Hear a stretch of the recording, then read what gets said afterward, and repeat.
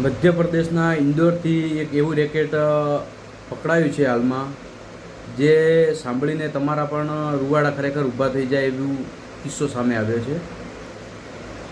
ત્યાંથી એક એવું રેકેટ ઝડપાયું છે કે આપણે જે મૃતકોને સ્મશાન ભૂમિમાં લઈ જઈએ છીએ, ત્યાંથી એમના જે કપડાઓ હોય છે એ કપડાઓ લઈ અને એ કપડાઓ ઘણી બધી સિટીઓમાંથી ભેગા કરી અને એ કપડાઓ પર સરસ કલર કરવાનો તો કલર કરી, ઇસ્ત્રી કરી અને મસ્ત નવા થાય એવી રીતના પેકિંગ કરી અને પાછા માર્કેટમાં વેચવામાં આવતા હતા.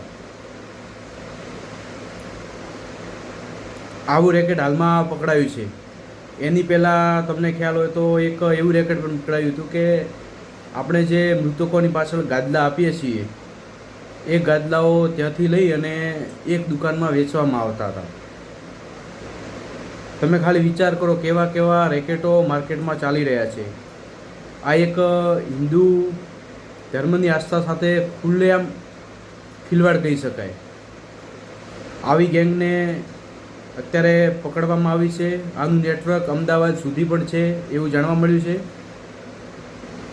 અને ખાસ કરીને એ લોકોએ હવે ધ્યાન રાખવાની જરૂર છે. જે લોકો સેલના નામે સસ્તું મળે છે ત્યાં ગમે ત્યાં દોડી જાય છે, એ લોકોએ ધ્યાન આપવાની જરૂર છે કે એ કપડાં આખે આવે છે ક્યાંથી, એ પણ વિચારવા હોય અને આપણે પણ સતર્ક રહેવાની જરૂર છે. કારણ કે પહેલાં ગાદલા, પછી આ કપડાં અને અમુક જગ્યાએ વાસણો પણ વેચવામાં આવે છે. એવા તો અનેક વસ્તુઓ હશે જેના ઉપર આપણે બધાએ ધ્યાન રાખવાની જરૂર છે.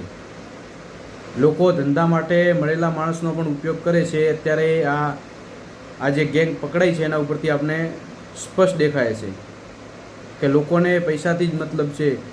ધર્મથી કે કોની આસ્થા છે એને સાથે કોઈને કશું લેવા દેવા આજની તારીખમાં હોતું નથી. એમને ખાલી પૈસા કમાવા છે, ભલે ને ગમે તે રીતે આવે. એટલે હવે જ્યારથી પણ ખરીદી કરો છો ત્યાં જોઈ વિચારી અને પછી જ ખરીદી કરજો. કારણ કે સસ્તું હોય એ પછી કઈ દિશાથી આવતું હોય, કેવી રીતે આવતું હોય, એ બધું હવે આ જે રેકેટો બહાર પડી રહ્યા છે એના ઉપરથી આ તમારે અને મારે બધાએ આ વિશે સમજવાની જરૂર છે. અને હવે ખરીદી કેવી રીતે કરવી એ પણ આપણે એક વિચારવા જેવી બાબત છે. એટલે બધા સતર્ક રહેજો અને આવી રીતે જે રેકેટો આવે છે એના ઉપર ધ્યાન આપી અને આપણે સતર્ક રહીએ એવી બધાને નમ્ર વિનંતી.